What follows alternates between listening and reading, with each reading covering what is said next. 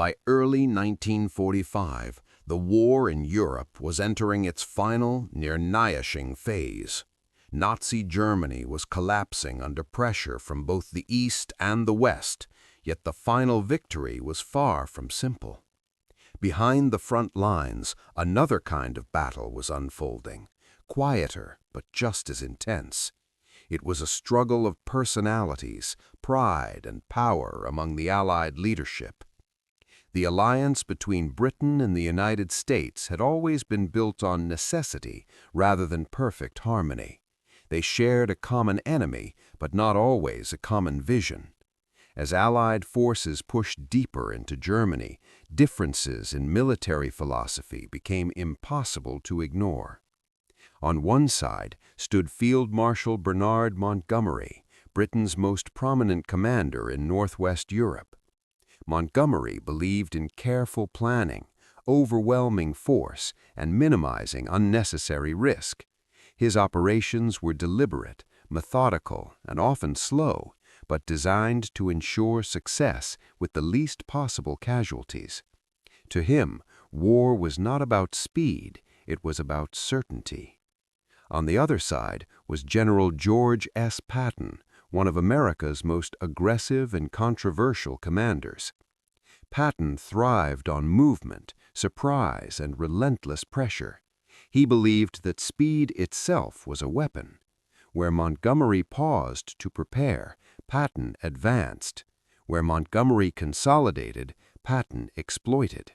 His philosophy was simple: keep the enemy off balance, never give them time to recover. These two men represented more than just different tactics.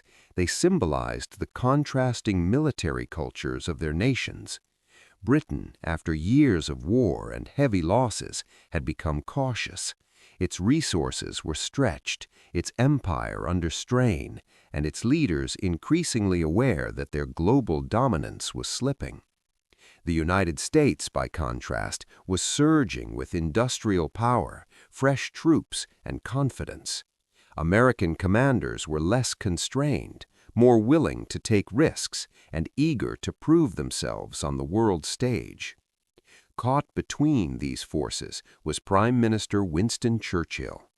By 1945, Churchill was not only fighting a war against Germany, but also a political battle to preserve Britain's influence in the post-war world. He understood something that many generals did not. Victory alone would not determine the future. Perception, prestige, and narrative would matter just as much. For Churchill, it was crucial that Britain be seen as a leading force in the defeat of Nazi Germany. The British public had endured years of bombing, rationing, and sacrifice. They needed to believe that their nation remained strong, decisive, and central to victory. Internationally, Britain needed to maintain its status alongside the rising power of the United States.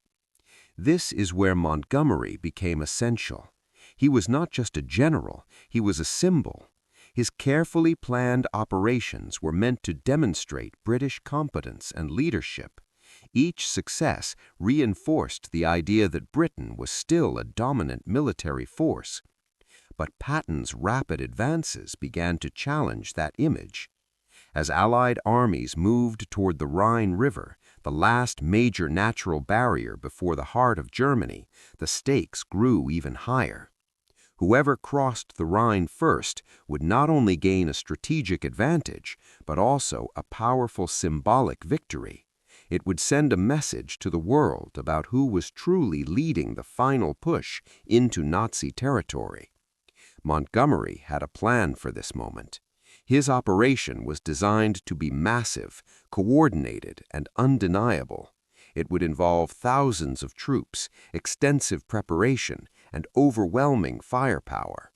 It was meant to be a showcase of precision and control, a demonstration of British strength at a critical moment. But Patton had no interest in waiting. For him, hesitation was the enemy.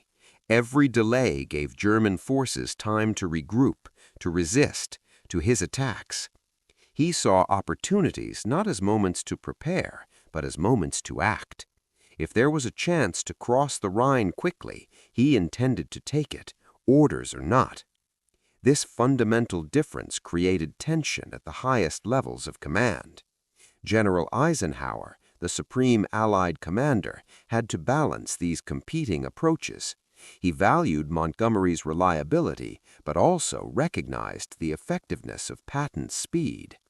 Managing both men was not just a military challenge, it was a political one. Meanwhile, Churchill watched closely. He admired boldness, but he also feared its consequences. An American-led breakthrough could overshadow British contributions at the very moment when recognition mattered most. Yet openly opposing American momentum risked damaging the alliance that was essential to winning the war. The situation was becoming increasingly delicate. Every decision now carried multiple layers of consequence. A successful operation was no longer just about defeating the enemy, it was about shaping the post-war order. Who would be seen as the architect of victory? Who would hold influence in the new world that would emerge after Germany's defeat? Montgomery continued to prepare his grand operation, confident that careful planning would deliver a decisive and unmistakable success. Patton continued to push forward, driven by instinct and momentum, looking for any weakness he could exploit. And Churchill stood at the center of it all, weighing pride against practicality, loyalty against strategy. The alliance was still intact, but beneath the surface, cracks were beginning to show. What made this moment so critical was not just the military situation, but the timing. The end of the war was visible on the horizon. Everyone knew it, and that made every action more significant. There would be no second chances to shape the narrative of victory. In this atmosphere of urgency and rivalry, one question loomed over everything. Would the final blow against Nazi Germany reflect British precision or American speed? The answer was coming, and it would change far more than just the outcome of a single operation. By March 1945, the Rhine River stood as the last great natural barrier between the Allied armies and the heart of Nazi Germany. For years, it had been more than just a geographical line. It was a symbol of German strength, a defensive shield that had protected the Reich from invasion. Now, as Allied forces approached its western banks, crossing it would mark the beginning of the end. For Field Marshal Bernard Montgomery, this moment was not just another operation, it was the culmination of everything he believed about warfare. His plan, known as Operation Plunder, was designed to be overwhelming in scale and precision. Nothing would be left to chance. Every unit, every movement, every artillery strike was carefully calculated. Montgomery's philosophy was clear. When you strike with absolute certainty. He had no interest in bold gambles or risky improvisation. Instead, he focused on building such an overwhelming advantage that failure would become almost impossible. Operation Plunder reflected this mindset perfectly. It was to be one of the largest river-crossing operations in history. Thousands of artillery pieces were assembled along the western bank of the Rhine. Aircraft filled the skies, ready to provide air superiority and bombard German positions. Infantry divisions were meticulously positioned. Engineers prepared bridges and amphibious vehicles, and supply lines were secured to ensure that once the crossing began, nothing would slow the advance. Montgomery also coordinated closely with American forces under his command, particularly the U.S. Ninth Army. This was not just a British operation, it was a carefully controlled Allied effort, but one that would be directed under British leadership. That distinction mattered deeply, especially to Winston Churchill. For Churchill, Operation Plunder represented an opportunity. If successful, It would demonstrate to the world that Britain was still capable of leading complex, large-scale military operations. It would reinforce Britain's role as a central architect of victory in Europe. The planning was so detailed that even the timing of the assault was chosen with precision. Montgomery wanted the crossing to begin at night, under cover of darkness, with a massive artillery barrage softening German defenses. The goal was not speed, but control. Every phase would unfold exactly as intended. And then there was the airborne component, Operation Varsity. This would involve thousands of paratroopers and glider troops landing behind German lines, securing key positions and disrupting enemy defenses. It was one of the largest airborne operations ever attempted in a single day. The coordination required was immense, but if executed correctly, it would ensure that German forces were overwhelmed from multiple directions at once. Montgomery believed that this combination, artillery, infantry, armor, and airborne forces, would create an unstoppable force. The Germans, already weakened and retreating, would have no choice but to collapse under the pressure. But there was another layer to this operation, one that went beyond military necessity. Montgomery understood that this crossing would be watched closely, not just by Allied commanders, but by political leaders, by the press, and by history itself. It had to be decisive. It had to be undeniable. There could be no ambiguity about who had led the final breakthrough into Germany. That is why he resisted any attempt to rush the operation. To Montgomery, speed without preparation was not bravery, it was recklessness. He had seen the cost of poorly planned offensives earlier in the war. He was determined not to repeat those mistakes, even if it meant delaying action while other commanders pushed forward elsewhere. This caution, however, did not go unnoticed. American generals, particularly George Patton, viewed Montgomery's approach with increasing frustration. To them, the war was at a point where momentum mattered more than perfection. German forces were disorganized, their supply lines collapsing, their Seinek exhausted. Every day of delay was a missed opportunity to exploit that weakness. But Montgomery saw it differently. He believed that even a weakened enemy could still inflict heavy losses if given the chance. The Rhine was not a minor obstacle, it was a formidable defensive line. A failed or poorly executed crossing could cost thousands of lives and stall the advance at a critical moment. So he continued to prepare, refining every detail, ensuring that when Operation Plunder began, it would do so with overwhelming force. Meanwhile, Churchill remained deeply invested in the outcome. He followed the planning closely, aware that this operation carried enormous symbolic weight. Britain needed a clear, visible success, something that would stand out in the final chapters of the war, something that would remind both allies and rivals that Britain was still a major power. Yet even as Montgomery finalized his plans, events elsewhere were beginning to move faster than expected. Reports came in of rapid American advances along other parts of the front, bridges being captured, defenses bypassed, opportunities emerging that did not fit neatly into Montgomery's carefully constructed timeline. These developments introduced an element of uncertainty. What if the war did not wait for Operation Plunder? What if someone else reached the Rhine and crossed it before Montgomery's grand plan could unfold? It was a possibility that few in the British command wanted to seriously consider. The operation was too important, too carefully prepared to be overshadowed. And yet, the nature of war is rarely predictable. As the final preparations for Operation Plunder were being completed, the balance between planning and opportunity was about to be tested. Montgomery had built a machine designed for certainty. But elsewhere, a different kind of commander was already moving, faster than anyone expected, and far less concerned with waiting for perfection. By mid-March 1945, the situation along the Rhine was shifting faster than many Allied commanders had anticipated.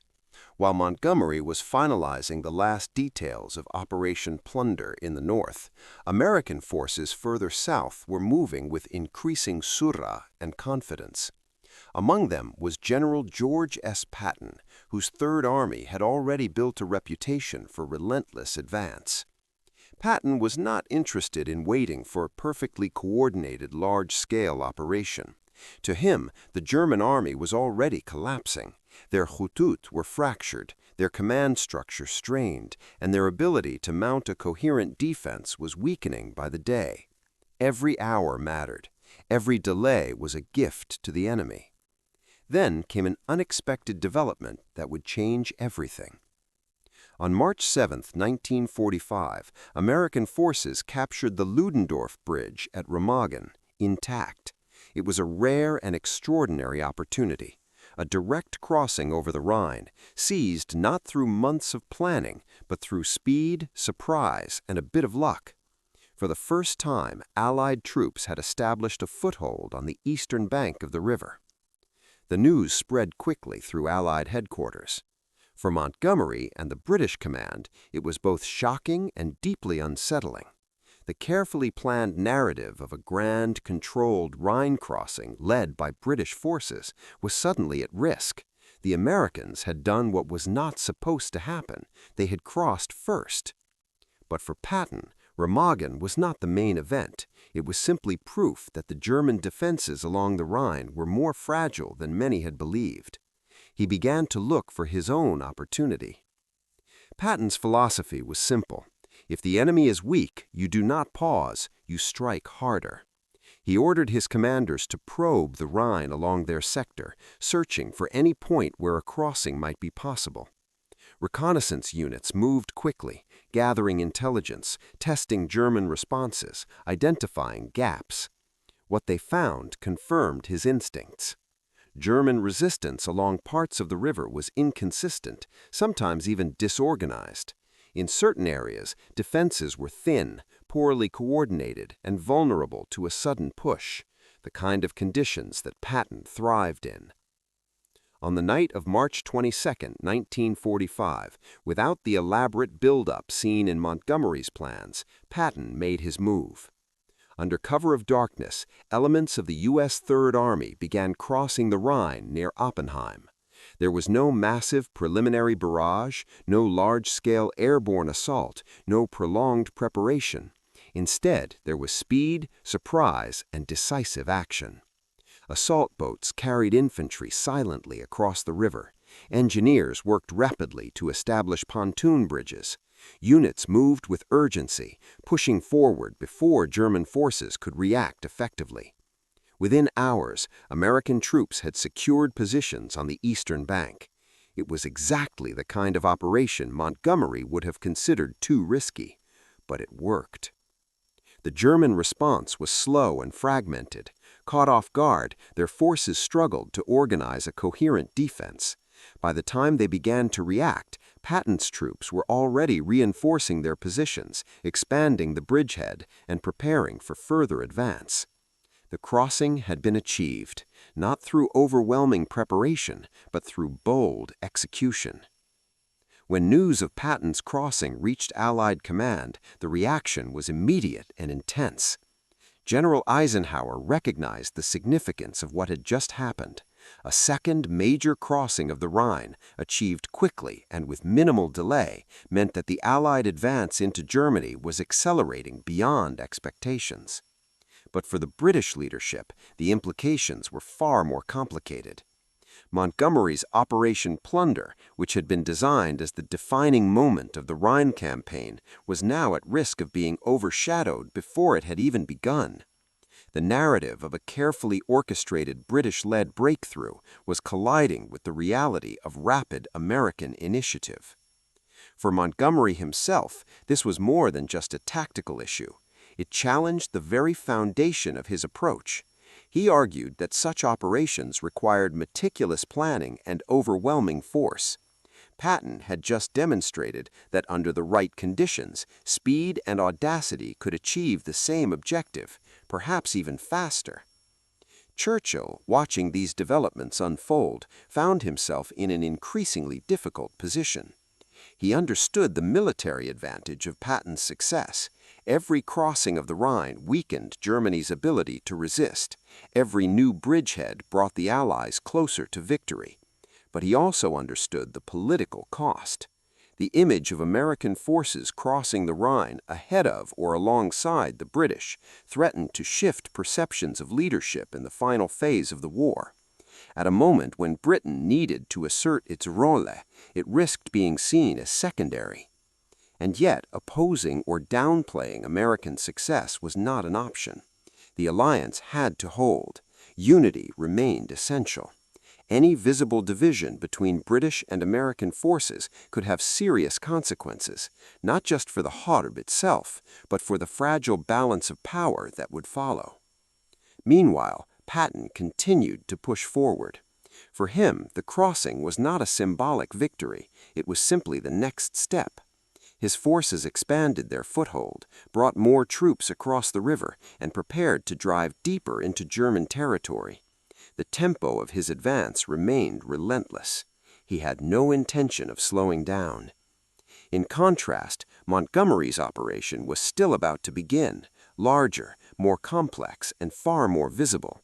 But now it would take place in a different context, no longer the first decisive crossing, but one of several.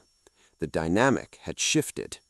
What was meant to be a singular defining moment was becoming part of a broader, faster-moving campaign driven increasingly by American momentum. And at the center of it all was a question that no one could ignore anymore. Was the war now being shaped more by those who planned it carefully or by those who moved the fastest?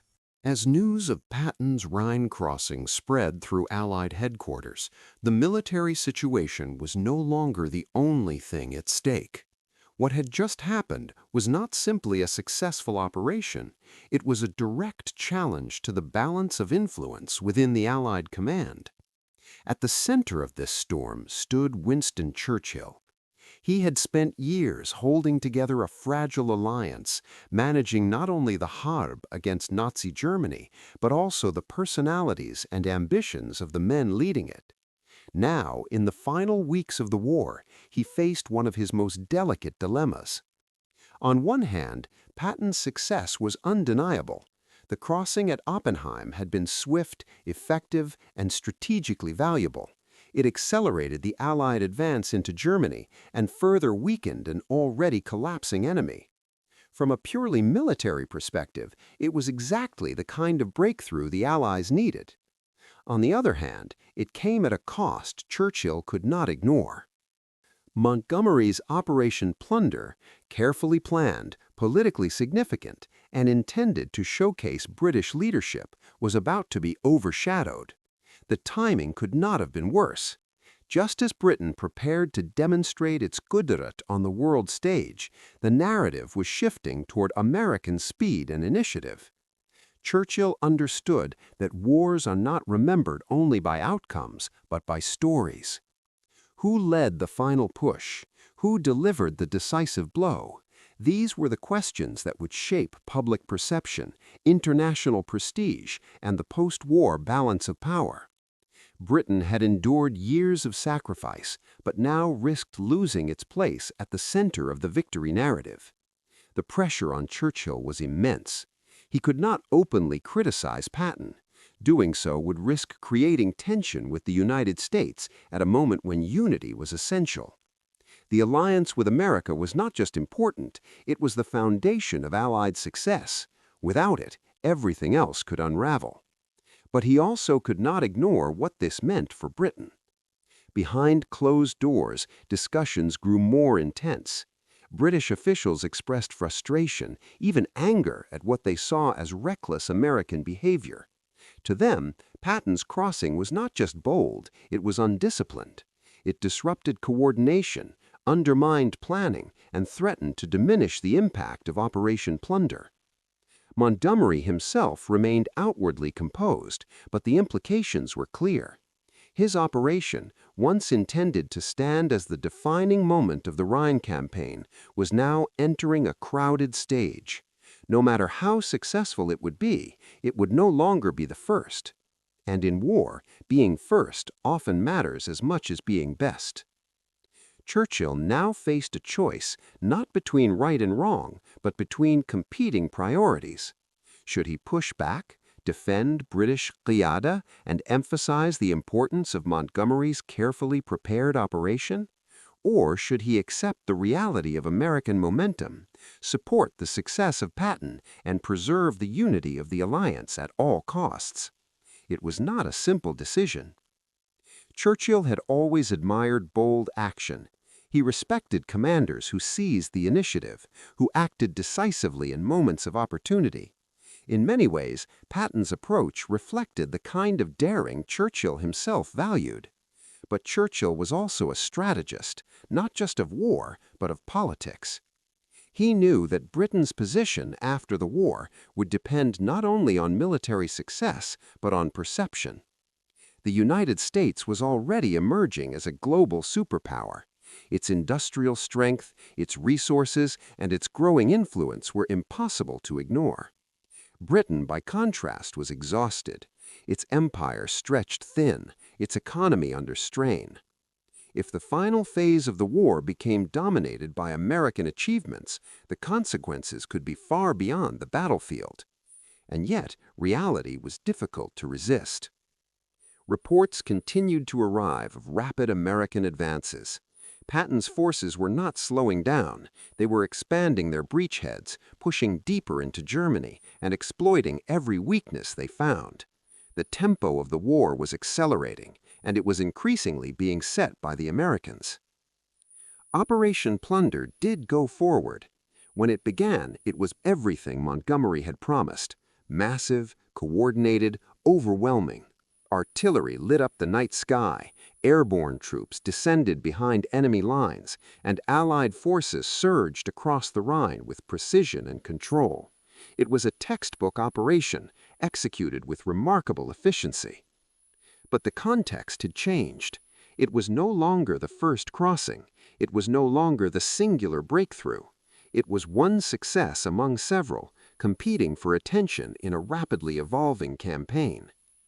Churchill watched as events unfolded, aware that the moment he had hoped would define Britain's role was now part of a larger, more complex picture. In the end, his choice was not a dramatic declaration, but a quiet acceptance. He did not oppose Patton.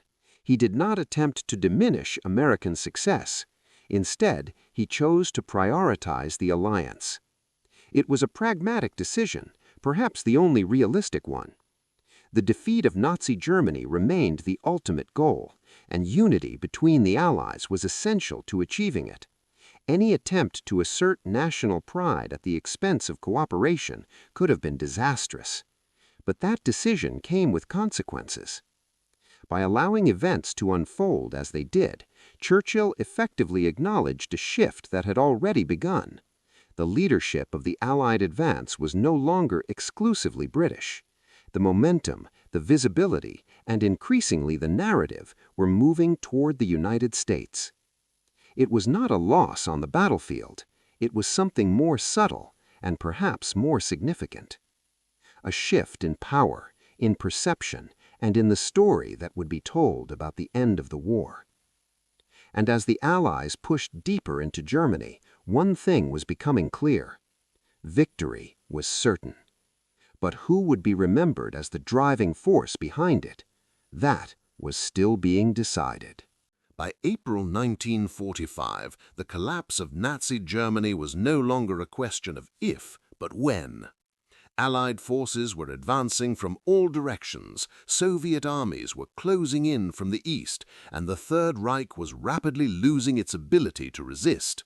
Cities were falling, supply lines were tooted, and German command structures were disintegrating.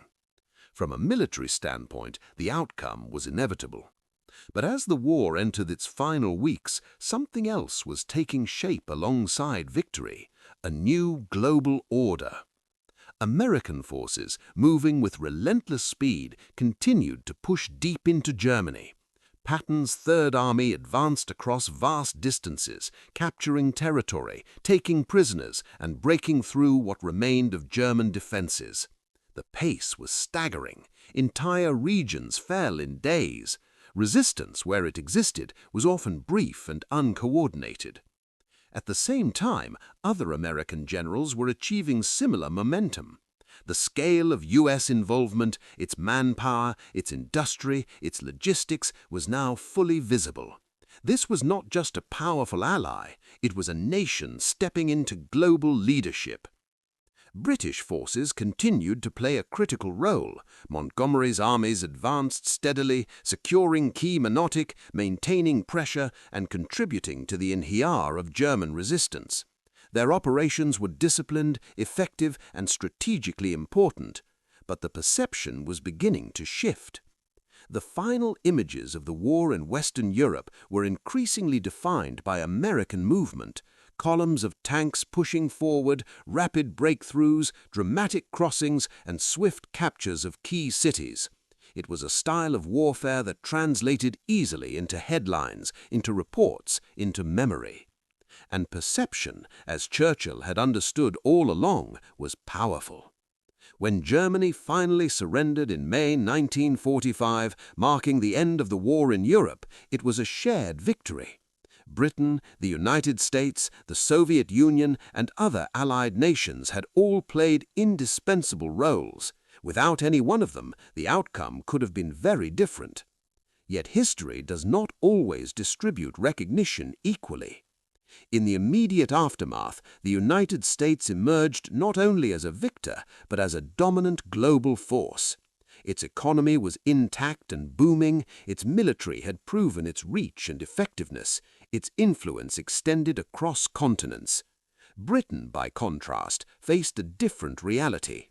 Years of total war had taken their toll, the economy was strained, cities had been damaged, and maintaining a vast empire was becoming increasingly difficult.